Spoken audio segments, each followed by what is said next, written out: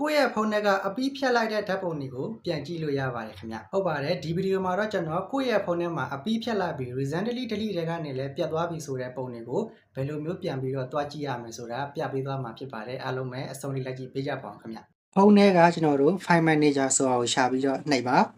ပြီးရင်ဒီမှာ storage ဆိုတာကိုနှိပ်ပြီးတော့ကျွန်တော်တို့က android ဆိုတဲ့ file ကိုရှာရမှာဖြစ်ပါတယ်ခင်ဗျ android ဆိုတဲ့ file ကိုတွေ့ရင်တစ်ချက်နှိပ်လိုက်ပါခင်ဗျပြီးရင်ဒီမှာ data ဆိုတာရှိပါတယ်အဲ့ဒါလေးကိုတစ်ချက်နှိပ်ပါဒီလိုမျိုး open လို့ပေါ်တယ်ဆိုရင်ရတယ်ပေါ့နော် open ဆိုတာလေးကိုတစ်ချက်နှိပ်လိုက်ပါခင်ဗျပြီးရင်ဒီမှာ android ကိုတစ်ချက်ပြန်နှိပ်ပါခင်ဗျပြီးရင်ဒီမှာ data ကိုထပ်နှိပ်ပါပြီးရင်ဒီမှာကျွန်တော်တို့ကဒီထဲကနေပြီးတော့ MIUI query ဆိုတဲ့ဟာလေးကိုဒါလေးကိုရှာနှိပ်ပါဒါလေးကိုနှိပ်ပြီးသွားရင်ဒီမှာ file ဆိုတာလေးကိုတစ်ချက်နှိပ်လိုက်ပါခင်ဗျနောက်ပြီးဒါမျိုးပေါ်ရင်တော့ဒီမှာ query disk ဆိုတာဟာလေးကိုတစ်ချက်နှိပ်လိုက်ပါပြီးရင်တော့ဒီမှာ full size ဆိုတာလေးကိုနှိပ်လိုက်ပါခင်ဗျဒီမှာကျွန်တော်တို့ကဖုန်းစသုံးကလေးကဓာတ်ပုံတွေရောရှိနေတဲ့ဓာတ်ပုံတွေရော file အနေနဲ့ဒီမှာရှိပါတယ်အဲ့ဒါကိုဘယ်လိုကြည့်ရမလဲဆိုရင်ဒီမှာကျွန်တော်တို့ကတစ်ချက်ကြာ free လိုက်ပါခင်ဗျ